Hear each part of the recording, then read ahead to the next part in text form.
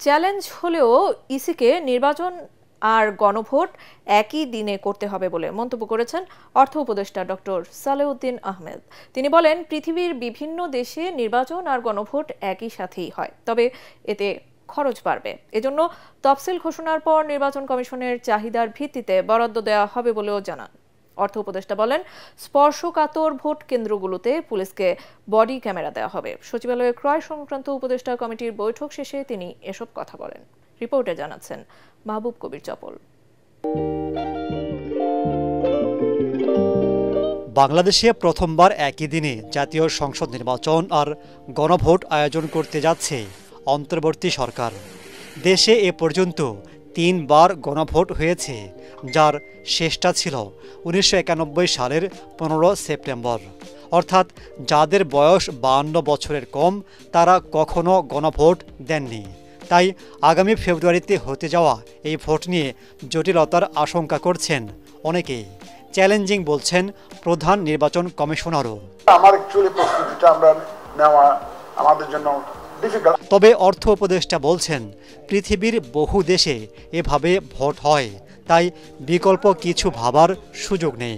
চ্যালেঞ্জটা হলো ওই চ্যালেঞ্জটা গ্রহণ করতে হবে, একই দিনে করা, তাই না? যেটা সরকার থেকে সিদ্ধান্ত নিয়েছে, আমরা যেটা প্রধান উপদেষ্টা বলে দিয়েছে একদিকে করা, কারণ 2 দিন করা জিনিসটা মানে এত এন্টায়ার জিনিস রিটার্নিং অফিসার মোবিলাইজ করা, আপনি জানেন এটা খুব সোজা কাজ না। কিছু কিছু ব্যাংকের অফিসার, জুনিয়র অফিসার, তারাও তো ডিউটিতে যাবে, স্কুলের টিচাররা যাবে, আপনি 2 দিন নিয়ে আসবেন, তাদেরকে দিশে করবেন, এগুলো তো ডিফিকাল্ট। অর্থাৎ একদিনে করাটা পৃথিবীর অনেক দেশেই তো এরকম হয়তো, তাই না?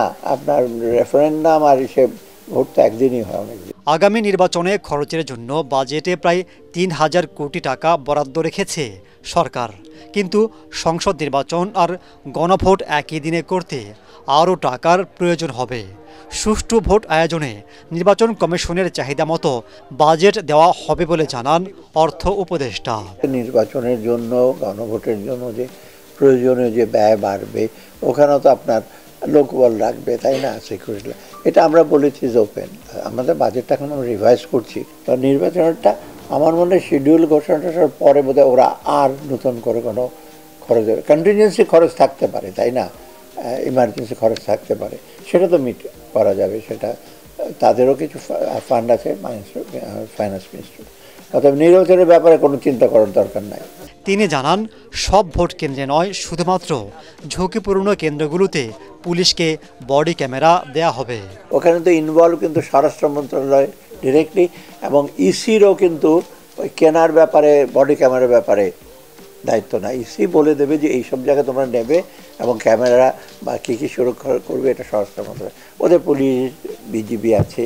তিনি আরও জানান, চালের দাম বাড়তে থাকায় আমদানির সিদ্ধান্ত নিয়েছে সরকার। চালটা নন বাসমতি ভারত থেকে আসবে।